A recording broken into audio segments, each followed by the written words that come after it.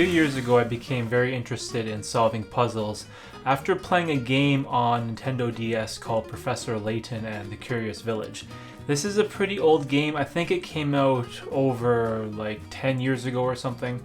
But what it did was it sparked my interest in puzzles and problem solving.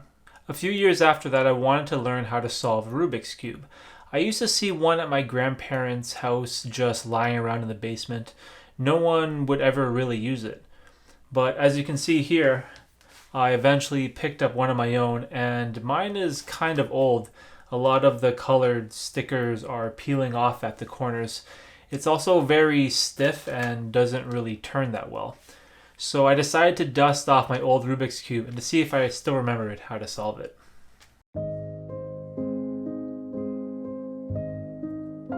Lately, I've had a lot of time to think about my channel and how it's progressed.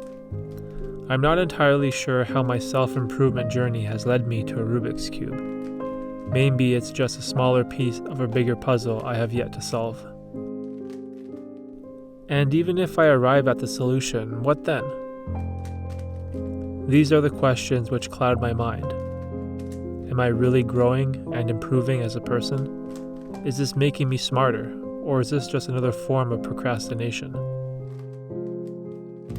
A game designer once said, "Fun from games arises out of mastery. It arises out of comprehension. It is the act of solving puzzles that makes games fun." In other words, with games, learning is the drug. And as long as I'm learning, then maybe I'm still improving, even if it is just matching colors.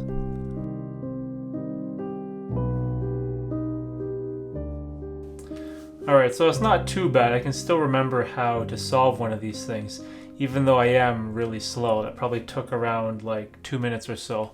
But my brain still remembered the really simple algorithms I used to solve this. And it's kind of just like muscle memory. After doing the certain movements over and over and over, your body just kind of goes on autopilot and knows exactly how to solve it. It sort of reminds me how you never really forget how to ride a bike.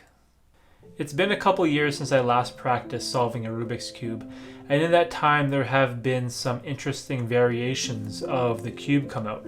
Specifically this Mayo cube or whatever, I'm not entirely sure what it's called. Either way, I decided to purchase one of these so-called speed cubes with the intention of challenging myself cognitively. I want to see how fast my brain can relearn an old skill and just kind of have fun with it. Now this got me thinking, can solving puzzles like the Rubik's Cube make you smarter? The way I thought about this in my mind was, there are two elementary things going on here. I like to call them direct learning and indirect learning. Now I don't know if these are actual real terms, I'm kind of just making them up, so don't quote me on this. It's probably bullshit, but this is the best description which makes sense to me. To put this in context, smarter can mean a lot of different things from person to person. Does solving a Rubik's Cube mean you can name all the countries in Europe, or make you better at doing your taxes? Of course not. There is no direct correlation between those things. Solving a Rubik's Cube makes you smarter at exactly that, solving the Rubik's Cube. This is what I meant when I said direct learning. Learning how to play chess makes you better at chess. Painting makes you better at painting. Writing makes you better at writing. Whenever you are learning something, you're getting better and smarter at that specific thing. I think the true value here is what you are indirectly learning from these experiences. By learning how to solve a Rubik's Cube, you are indirectly improving your memory, pattern recognition, and problem-solving skills.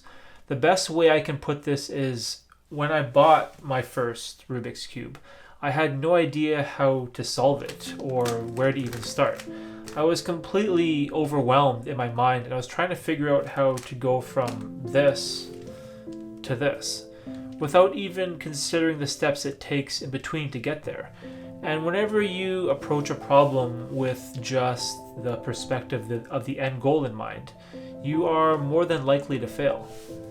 This reminds me of all those people that watch videos on YouTube on how to lose 20 pounds in 1 week, or drink this magical fat burning tea that burns your belly fat in 5 days, which is completely ridiculous, but human beings have this horrible flaw of only focusing in on the end result, and we look for quick solutions to our problems. I remember one of the first videos on Rubik's Cubes I watched was learn how to solve the Rubik's Cube in 5 minutes or something like that, which again is really stupid, but it's kind of funny because I ended up getting trolled by watching the video.